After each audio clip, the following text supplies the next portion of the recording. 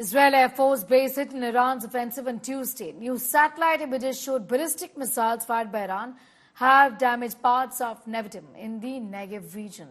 IDF has released a statement confirming the damage but said Iranian missiles were ineffective and air operations remained unaffected. The images show while one hangar appears completely shattered, another adjacent hangar sustained a partial hit. At least two craters appear to have been created by the impact of the missiles. All right, Ashraf Bani getting in more details on that big story that he's tracking from Beirut in Lebanon. Ashraf, in the latest order really from Israel, they're asking citizens, in fact, living in the southern part of Lebanon to essentially vacate. This obviously is indicative of the fact that there could be further strikes that Israel has now planned, isn't it? Saniha, I am actually in the South Beirut. I have already drive almost 70 kilometers and 20 more kilometers I have to drive and I will reach the South Lebanon. And since afternoon, I will be reporting from there only because that has become the battlefield actually. There may be the air strikes in the Beirut and it is in the vision of the not only media but also on the world. But in fact, what is happening in the South Lebanon, that is very different. What is happening in the Beirut, that is the capital of the Lebanon. We are getting reports here that more than 150 aerial strikes has been carried out in different villages and hamlets of South Beirut in Lebanon during last 24 hours. I can show you behind me, you can see these mountains which are behind me. That is the area where actually the battle is going on between the ground forces of the Israel and the Hezbollah. Hezbollah has a main and complete infrastructure here intact. Their leadership may be targeted in the civilian areas and the residential areas of the suburb of South Beirut, but the commanders as well as the fighters and the weaponry in the South Lebanon. This is the area which starts from the Tyre city, then you have the Soar city, then you have the Marjiayun, then you have the also the Nakura. These are the areas which are on the border with Israel. There is completely bombing going on since last 24 hours, particularly after the setback what Israeli ground forces got by the ambushes which were laid by the Hezbollah fighters on the border inside the South Lebanon, in which the Israel has so far confirmed the 9 casualties, including a captain level officer, but more than 20 wounded, because there are IDs and the anti-tank missiles which had been placed on the track points, or we can say the invasion points by the Hezbollah, and it is very tough challenge for the Israeli forces to get inside the deep inside the South Lebanon. But so far, what we are getting from the Lebanese government sources information that the death toll has already crossed 2,000 in Lebanon since the war which started on the 8th of October last year with the Palestine as well as with the Gaza and Israel. And also more than 4,000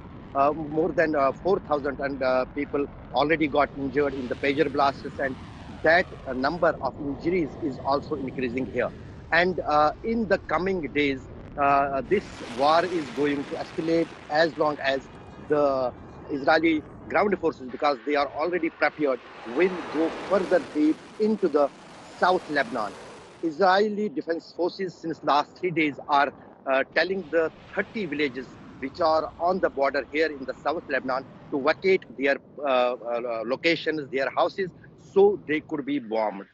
IDF knows clearly that this area, the most of the houses, most of the buildings which are here are being used by the Hezbollah for their war, as the IDF is using the northern Israeli villages as their bases.